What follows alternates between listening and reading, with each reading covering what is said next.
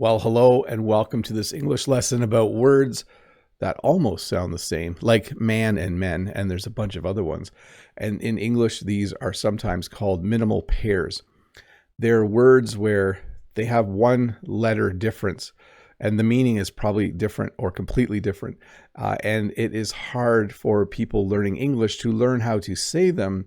And sometimes when they hear these words, they're not sure which word is being said. So we'll go through about 50 of these, I think. So welcome to this English lesson about minimal pairs, this English lesson about words that almost sound the same. Almost. Ship and sheep. So I tried to create slides where you have both words and a good image so that you can understand the meaning. Now, these are simple words, ship and sheep. A ship goes on the ocean. Sheep go in the pasture. But I think it's important to understand and hear what I'm saying. Ship has a short vowel. Ship, it's a very fast word, whereas sheep has a very long vowel. In fact, you wouldn't be able to say ship the same way like ship. I guess you could, but ship and sheep. A ship is huge. A ship goes on the ocean. In fact, we also use this as a verb. When I buy something from Amazon, they will ship it to me. It doesn't go on a boat. It just goes in someone's car or van. But a ship is a large boat. The verb to ship means to send something somewhere. And of course, a sheep is simply an animal. So you can see in this field, there are several sheep. The sheep are on pasture because they like to eat grass. So once again, ship and sheep. Whenever I say the two words in this lesson, I'll always start with the word that's furthest that way and then end with the word that's closest to me. Fan and van. Should I say that a little more slowly? Fan and van. To me, these words sound very, very similar. Fan and van rhyme. The only difference is how they start. Of course, a fan is something that blows air on you when you're hot. And a van is something that you drive. And if you have lots of kids, you need a van so you can fit them all in. Let me say both words a little more slowly. Fan, fan. And then now the second word, van, van. You can hear when I say van, there's like a vibrating sound. As I said, vibrating, you heard it as well. Whereas with fan, it's more of just the sound of air. So a fan blows air and a van is something that you drive around. Let me say both of them at normal speed. I don't have a fan right now because Jen borrowed it. And so I'm getting warm and our van has to go to the garage for an oil change next week. Man and men. This is a common one. Many English learners who are learning North American English complain that these sound very similar, especially when we speak quickly. You can see that when there is only one male, it is a man. When there is more than one, we say men. So again, the vowel sound changes, obviously from an A to an E. But when we speak quickly, you can have trouble understanding. And sometimes you just have to use context. Like if I say there was one man at the concert, or if I say there were a lot of men at the concert, you can, because of the other words I'm using, you can determine which of the words I'm using. But I will agree that man and men, when you say it very quickly, do sound very similar. Fit and feet. So depending on your native language, there may be certain sounds that are difficult for you. That lady who is out hiking and who has stopped to have a coffee is very fit. This means she's not overweight. She probably has lots of muscle. She is very fit. My goal is to always walk a lot so I can be really fit. When you're fit, you're healthy, you're in shape. Feet, of course, are those things at the end of your legs. Those are your feet. So for some of you, depending on your native language, these may sound completely different and might be very easy to say. The woman is very fit. I have to put socks on my feet. But for some of you, they might sound very similar and might be hard to say. So once again, the two words are fit and feet. Bit and beat. So this is basically the same thing, but with a different consonant at the front. So sometimes at night, a mosquito will land on me, and it's not nice when the mosquito decides to bite me. So I don't like getting bit. That's how we would use that word. The mosquito bit me. Not fun. If you play the drums, you will have the job in the band is to make the beat. So I'm not a drummer, but I can make like the drummer face, like.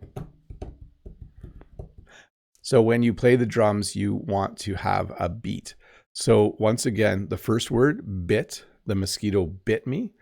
The drummer is setting a good beat while he plays this song. Live and leave. If you have a house or an apartment, that's where you live.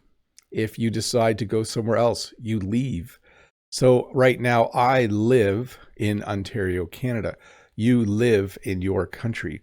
I used to live in the town close to me about 30 years ago, but Jen and I decided to leave that town so that we could come and live here on the farm.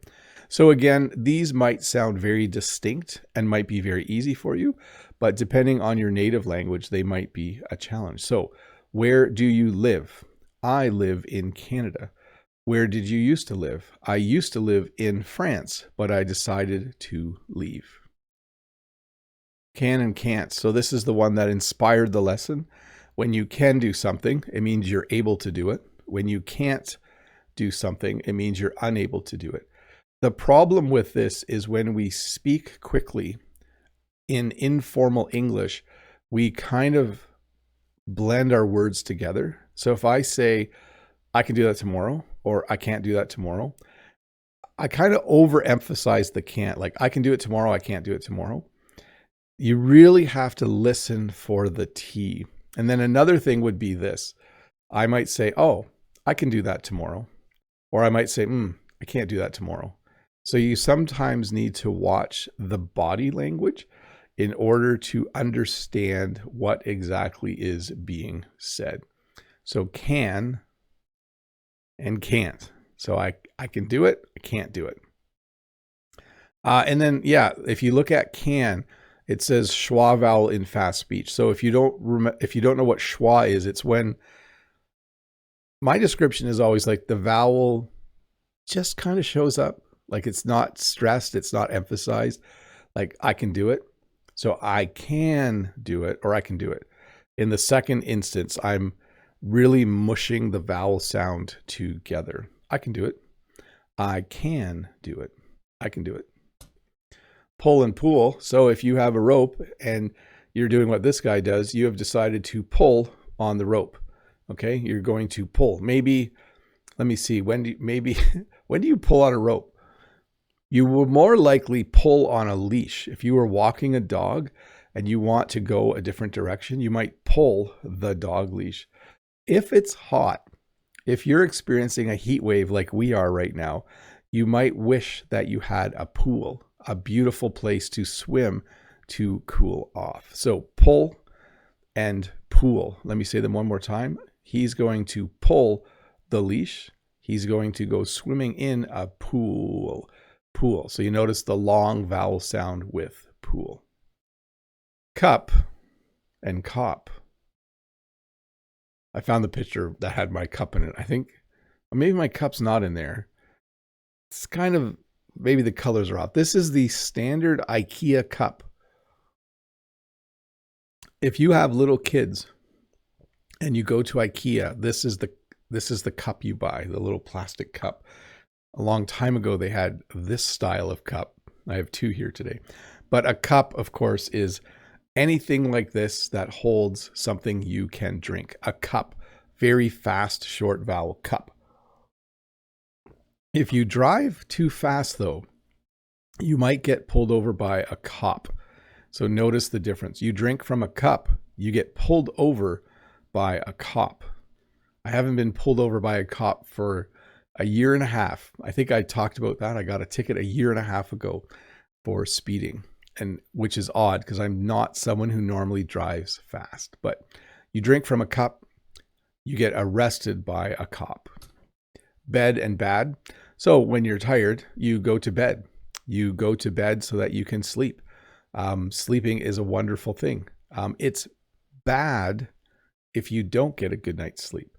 So you sleep in a bed, and it's bad if you don't sleep well, and you feel bad the next day. You don't feel good. So anyways, you can also use bad as the opposite of good. Cap and cab. So the only real difference here is how the word ends. So we say cap. I went to a Blue Jays game the other day. I don't think my baseball cap is in here. And I wore my baseball cap. I can see how when we speak quickly, like I wore my baseball cap to the baseball game, the P at the end of cap does soften a bit. Like I wore my cap to the game, but it is there. I am hitting it with my like cap. But cab b is a slightly different sound. You can take a taxi cab if you are in the city. You can get a cab to go somewhere. Thankfully now, most of you just use Ubers. So if you're not sure how to say cab, you can just get an Uber. But you wear a cap on your head. You take a cab if you want to go somewhere. Three and tree, this comes from, there are some people when they are learning English where the TH sound is very difficult. So three and tree, you have to look at what my mouth is doing. It's kind of weird, but you're going to see my tongue three when I say three. 1, 2, 3. It's going to be right there. 3. When I say tree, you don't see my tongue. Sorry, microphone. So there are some nice trees on our property. There's more than 3. There's definitely more than 3. Word and world. This is also difficult to pronounce because for some people, when you cluster consonants together, it's hard to get the sounds out. So word might be fairly easy for you to say. Word. But world, we've put an R and an L and a D beside each other with no vowel in between them. So it becomes a little more challenging. Scrabble is a game where you make words. You decide, I'm going to make the word plan and get some points. Words are what we use when we talk to each other. The world is the planet we live on. You all live somewhere in the world. And honestly, the more I say the word world, see, I just use them both in the same sentence. The more I say the word world, the weirder it sounds. World. And world. There's a lot of movement in my mouth at the end of world. World. Because you're making the RLD. It's like your tongue. Your tongue's like a wave. World. It goes like this in my mouth. I'm not going to show you. This isn't about Bob shows you what his tongue looks like while he's doing pronunciation lessons. Walk and work. So walk is interesting because you don't really need the L. You can go for a walk with your friends. I like to go for a walk every day. I like to go to work in the fall and usually in the winter and not so much in the spring. I get tired of work as the school year goes on. But sometimes you're excited to go outside to go for a walk. Sometimes you're excited to go to work because you like your job and you like to make money. Luck and look. So I put a 4-leaf clover there. Luck is something that we use to describe when good things happen to you. Maybe you bought a lottery ticket and you won because you have good luck. Maybe you're going somewhere and someone just says, good luck. That's a common thing to say. But right now, I'm going to look into the camera. Sorry, I looked away. But look, I can look into the camera and I can wish you good luck. I'm not sure in your country or culture whether a 4-leaf clover is supposed to bring good luck. But here in Canada, I think it's from the Irish. If you can find a 4-leaf clover, it's supposed to be good luck. Sometimes I go outside to look for 4-leaf clovers so that I will have good luck. Cheap and Jeep. These might sound very similar to you. They might not. But cheap starts the same way as cheese, like you can eat cheese. But cheap means that something is not expensive. It's always nice to find something that is cheap in a store. A Jeep is a vehicle that is made by the Jeep car company, which I think is owned by Dodge Chrysler now. Everybody's owned by everybody now, but a Jeep is a four-wheel drive vehicle that you can use to go off-roading. So if you like Jeeps, you probably want to find a cheap Jeep so that you don't have to pay a lot of money for it. But unfortunately, it's hard to find a cheap Jeep because Jeeps are usually quite expensive. You want me to say that again? Cheap Jeep. He's looking for a cheap Jeep because he wants to go off-roading. I hope he finds a cheap Jeep. That's the funnest one so far, by the way. Wet and vet. So this comes from if you have trouble distinguishing between the W and the V sound. That dog is wet, so he had to go to the vet. Vet is short for veterinarian, a doctor, for lack of a better word, that takes care of animals. We have two dogs. Walter, our black dog, likes to go swimming in the river, and sometimes he's wet. And then he runs up and he shakes all the water off after he goes swimming and he gets wet. Walter is also the dog that gets injured the most and has been to the vet many times because he's an expensive dog. He runs into things. Oscar does not like to get wet, and Oscar only goes to the vet once a year when he needs his regular yearly shot. That's when he goes. Face and phase. So we're going to talk here a little bit about what's called a diphthong. So a diphthong is when you sort of convert one vowel into another vowel as you say the word. So if you look, this is a person and we see her face. This is the moon, and there are different phases of the moon. The current moon phase in this picture is full moon. So let me explain what's happening here. Phase, it starts almost like an A and flips a little bit to an E. Face, face, face. It's kind of weird. Phase is very similar, but the F and the S, I'm trying to explain. It's the C and the S, so I'm getting this wrong. So face, this is my face. You can see my face. When the live stream stops working, you can't see my face. When you look at the moon, you think, what phase is the moon in? So face and phase. So little difference on how that ends. But yeah, the vowel sort of transitions. Let me give you the formal definition. A diphthong is a sound formed by the combination of two vowels into a single syllable in which the sound begins as one vowel and moves towards the other. So an example is face. So when I say it quickly, you can't quite hear it, but it is there. It's like fe and s, face, face. That's how it becomes. And phase, just more of a Z sound at the end when you are saying it. There you go. Pen and pan. You would use a pen to write. You would use a pan to fry an egg. Pen obviously rhymes with men. Pan rhymes with man. So again, this is another thing where context works. If someone said, I need a pen, I want to fry an egg, that doesn't make sense. So they must have said pan. If someone says, do you have a pan? I want to write a letter to my sister. That doesn't make sense. You would use a pen to write a letter. You would use a pan to fry an egg. So pen and pan. Duck and dog. So there are birds that live in the water and they're called ducks. So you might see a duck fly by. And obviously the word duck ends very hard with that K sound, a duck. Okay, it rhymes with, not going to say it. There's a swear word that rhymes with duck. Not going to say it. Dog is, of course, a pet. Some people like dogs. Some people like cats. We have two dogs. Our one dog is named Oscar. Our other dog is named Walter. So if you are by a pond, you might see a duck. When you go for a walk in the park, you might see someone who is walking their dog. Sink and think. Again, this is for people who have trouble with the TH sound. So when I do the dishes in the sink.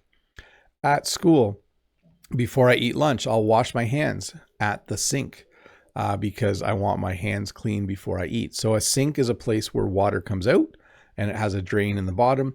You can wash dishes, you can wash your hands, etc. When you are trying to figure something out, you need to think. You need to sit and think about it.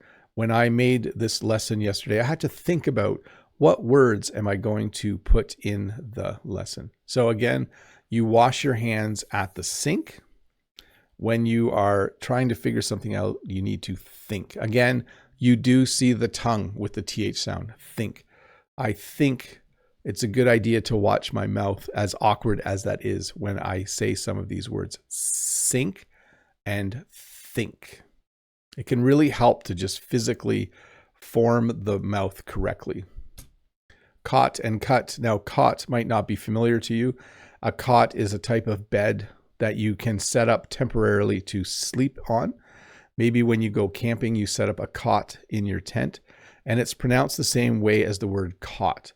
You know, if you played Pokemon, maybe you went to the park, Pokemon Go, and you caught some Pokemon in the park. So that's the verb to catch, caught, like he caught them.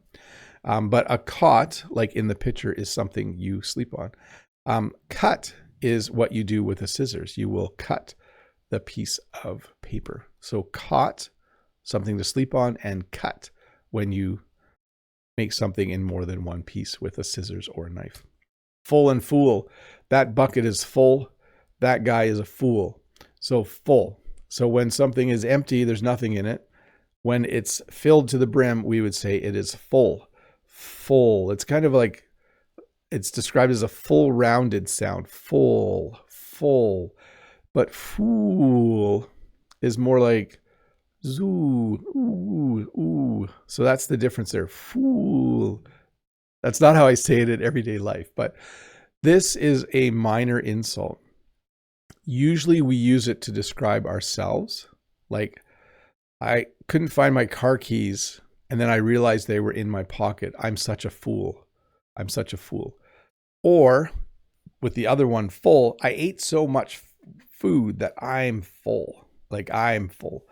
I'm such a fool. I ate too much food again, and now I'm full. There's a sentence with both words in it. Ankle and uncle. To me, these are not a minimal pair, but these were on several lists as I was researching. Your ankle, of course, is the part of the body where your leg joins your foot. It's that bottom piece there, the heel at the bottom, and then right there is your ankle. Ankle, ankle. Did I talk about schwa already? I think I did. It's when the E is, or the not just the E, but the vowel is super shortened, right? So ankle. An uncle is basically the brother of your father or the brother of your mother. So if you have an uncle, he's probably cool. For some reason in the world, uncles are usually really cool. But you can play a sport and you could twist your ankle, and then your ankle will be sore. And then you can maybe go and visit your uncle. So here's a funny story. I broke my collarbone, and the other day my uncle came to visit me. So I didn't hurt my ankle, but my uncle did come to visit me. And they end the same way. Classic one, beard and beer. So of course, a beard is the hair that you grow on this part of your face. This is a mustache. This is a beard. This guy is growing a better beard than I can grow. I am over pronouncing it a little bit because I want you to hear the D, beard. Does he have a beard? Yes, he grew a beard. When we speak quickly though, you might not quite hear the D at the end. Sometimes we forget to pronounce it a little bit.